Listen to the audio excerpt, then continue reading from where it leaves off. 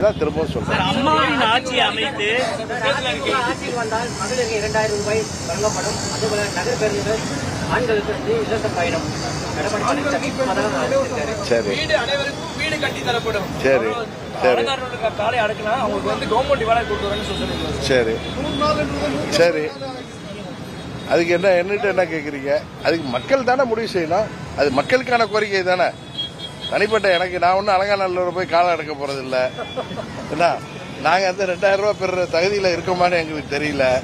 பஸ்ஸில் இலவசமாக போகிற இடத்துல கடவுள் நம்மள வைக்கல. அதனால அந்த வாக்குறுதிகள்லாம் தமிழ்நாட்டு மக்களுக்காக ஒரு கட்சியின் தலைவர் கொடுத்திருக்காரு.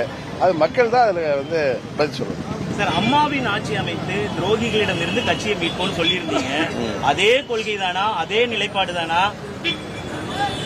ராஜேஷ் எப்படி கேட்டாலும் உரிய நேரத்தில் கூட்டணிக்கு தலைமை தாங்குபவர்கள் உரிய முறையில் அறிவிப்பார்கள். அதுவரை பொறுத்திருந்தா உங்கள் கேள்விகள் எல்லாவற்றிற்கும் விடை கிடைக்கும். அதற்கு பிறகு நீங்க என்ன கேள்வி கேளுங்க.